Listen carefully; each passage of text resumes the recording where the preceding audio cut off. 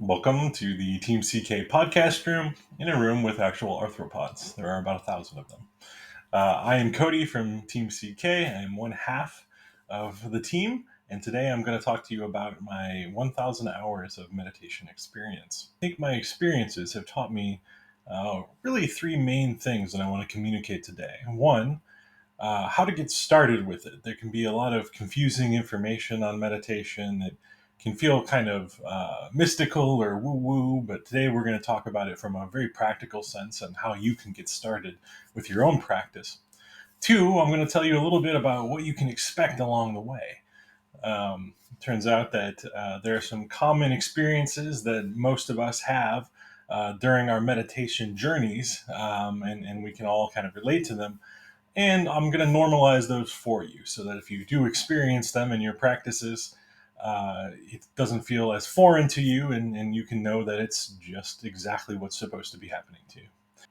And finally, I'm going to tell you about what I believe to be my best teaching tool to date. And I would say that 99% of all long term practitioners would agree with me. But first, let's talk about how to start and what you can expect. Otherwise, it won't make much sense to you when I finally give away the secret ingredient. Okay. So, when you're first starting out meditating, as I mentioned, it can be a little overwhelming. There's many different forms and theories about meditation, and some of them include Vipassana or Zazen or Zen meditation. You may have heard of that, or transcendental meditation. But my experience shows me that any one of these are just fine. Most of us who communicate in the meditation community can speak the same language, even if we have a basic pillar of practice that's slightly different. The point is, we're all kind of moving towards the same direction. And that's, awareness of ourselves and how we experience the world around us. So, with that in mind, I'm going to show you some very basic techniques that you can use to start your practice and see how it feels. Okay, so let's talk about a foundation. Sitting down, or you can even lay down. It really all depends on what works best for you. I've seen people do it in all different ways, and of course, accommodations for what other physical limitations there might be, right? I have a bum knee, so I don't sit in lotus or half lotus style anymore. I just sit with my legs crossed. That's what I'm doing right now. You can do it in a chair. You can do it anywhere. It's green eggs and ham. Okay. So um, find a place that's comfortable for you. You want it to be comfortable enough to be able to kind of maintain a reasonable posture in it, or just place of body awareness where you don't have to move around too much because it gets really uncomfortable. And simultaneously, you don't want to be so cozy that you're just going to fall asleep. Sometimes you do need to sleep, and that's what will happen in meditation, but you don't want it to be like the preset where you're just so dang comfortable every time you try to sit, you just pass out. Okay? So find a happy median in between there. A chair is fine, a bed is fine, sitting on the floor, pillows, cushions. You can even do it standing. Really, just play around with it and see what is going to work best for you. Okay. All right, now that we've talked about posture, sitting, standing, laying down, whichever you prefer, let's move on to breathing. And I think this is important because, in my experience, it either happens on purpose or it happens on accident, just by the very nature of what happens during meditation. But the breath will eventually slow down, okay? And you can do this intentionally in the beginning, taking big breaths all the way from our abdomen.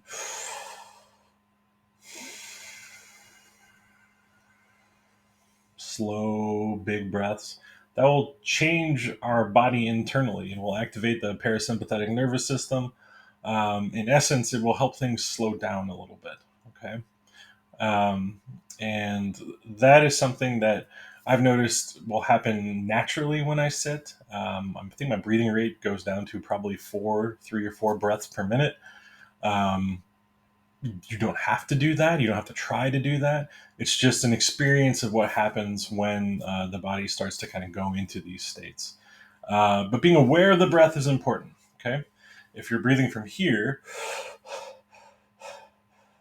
which many of us do on a daily basis, it's usually a higher alert state. There's more anxiety. You're breathing from your chest, not really from your abdomen. Okay. If you're struggling to figure out how to do that, you can place your hands on your belly.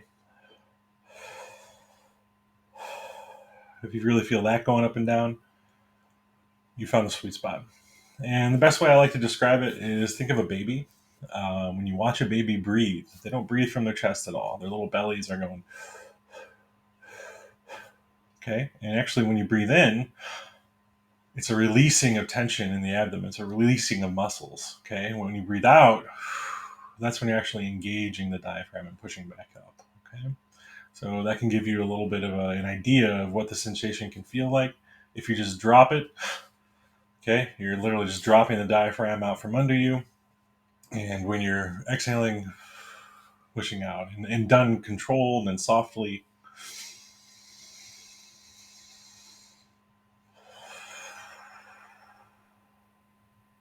even just that one makes me feel better. So there you go, breath. Okay, finally, giving the mind something to do. Okay, so in the beginning, it's going to be a wandering little chatterbox, and I once heard it best by a buddy of mine that I used to know. He said the mind is like a crappy roommate apartment. It's always loud and speaks nonsense all the time. Sure, yeah, I like that one. It's really helpful, particularly in the beginning, to give your mind a little task. That's typically what it does on a daily basis, anyways. It's always searching for problems and stories to tell us and help us. It says, "Hey, is this interesting to you?" And then, if it is, our little nervous system will say, "Yeah," and then our attention will move towards it.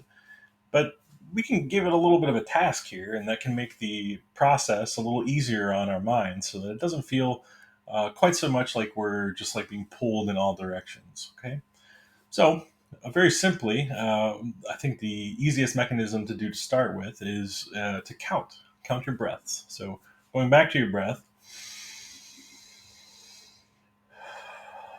one inhale, one exhale, one. Okay, and again.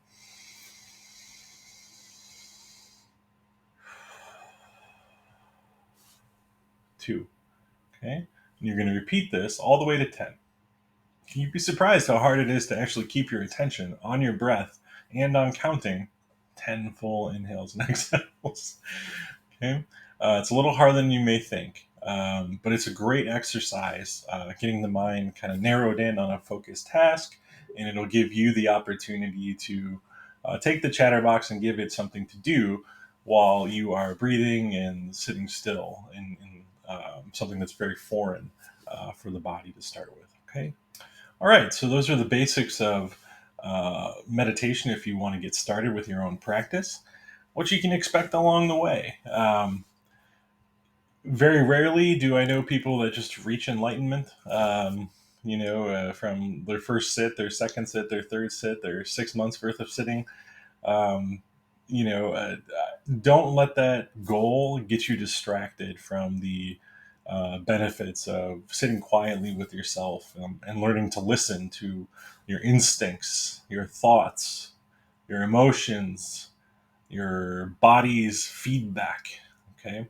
And then how that relates to your internal and external world.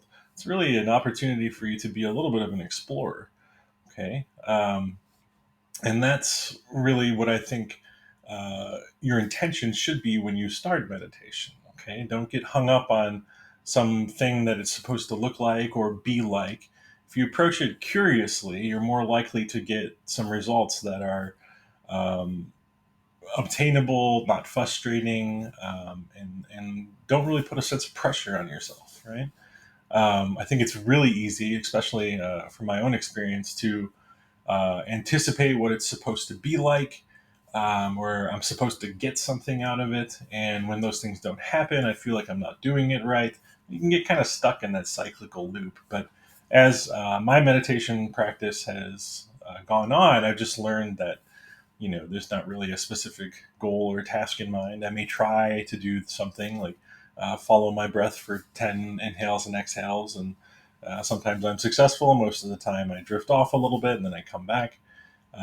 But be gentle on yourself. It's not a practice of, you're trying to find the gold at the, bottom of the hole, or the light at the end of the tunnel. It's really just an ongoing practice of discovery. Okay. Next, you may experience, body sensations. You might need to move around a little bit. It's uncomfortable to just sit still at first. Very normal. Um, I move around all the time. If my leg starts to hurt too much, I'm like, all right, get that out of there. And we don't want to hurt ourselves while we do this. It's not another place to put more suffering on our already very stressful lives. It's about, getting to know ourselves, getting to know ourselves and the world as it is. So adjust yourself, be gentle with yourself. Okay. And finally, kind of wraps up both of those first concepts where don't worry too much about getting something or achieving something in the beginning, and don't worry too much about if you have to move, or if you hear sounds, or you feel uncomfortable. All those things are super normal, and it really is a box of chocolates. You never know what you're going to get with meditation. Okay. So you may be extremely calm and collected. You might have had a great day, a very peaceful day. Work was nice and easygoing, and you felt like you were in the zone. And you come back and you go to sit, and then all of a sudden your mind just starts going a million miles a minute. The train is moving, and that peace you had throughout the day is gone. Right? That happens. Very normal. Okay. Uh, Second, in reverse can also happen. Okay. So, or I guess the inverse, right? So you can be really wound up, anxious, highly caffeinated,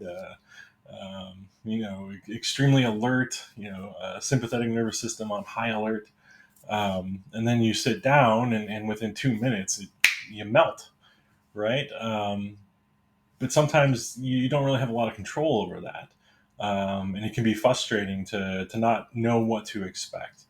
So that's kind of my general tip number three is treat it like a box of chocolates. You don't know what you're going to get, and some of them might be your favorite flavors, and then some of them might be the nougat ones. I hate those, and not to your liking, but you're still eating chocolates. Okay, you're still eating chocolates on a daily basis, and that's really the biggest key is consistency. Okay, finally, the number one recommendation that I have for how to learn about meditation. Okay, and this is the one that I think the majority of long-term meditators and instructors will agree with. All right, and it's the best teacher of meditation is time sitting on the mat. Okay, and I don't mean that literally. You don't have to sit on a mat. You can sit wherever you like, but it is time in meditation. All right. There's no magical pill that you can swallow. There's no button you can push. No book you can read. It's really about experiencing it yourself. Okay. That being said, if you surround yourself with people who are moving in the same direction that you are, or people that have had experiences maybe a little farther down the experiential line than you have, it can sometimes accelerate the whole process for you because your nervous system tunes into some of the things that they say, some of the internal experiences that they're aware of. Sometimes we say things like, I'll point you, in the right direction, but I can't get you there, but I can certainly show you the path, right? The finger that points to the moon is not the moon. You can lead a horse to water, but you can't make it drink. All those expressions. Um, but what you do is you get a taste in the transmission of those who have been there before you. Okay, so listen to those who have had experiences. Allow them to speak, and sometimes you won't quite understand what they're saying. That's okay. Um, but you may understand what they're saying tomorrow, or a month from now, or a year from now, or a few years from now. you'll look back and you say, oh my God, I know exactly what he means now by what they said. Okay? It's because it's an experiential practice. Time on the mat. Okay? That is your best teacher. Okay. Thank you so much for your time. If you're interested in more chats and experiences about meditation and living a balanced life, one that's full of joy and freedom and insight and um, just all the good stuff that most people hope for. That's the community that we are trying to build here at Team CK. So I am Cody. I can't wait to introduce you to Kaylee. She has been sick. We have both been sick. And as she recovers, she's going to have her own perspective to add to this channel as well. Thank you so much for your time. Subscribe and please come back again.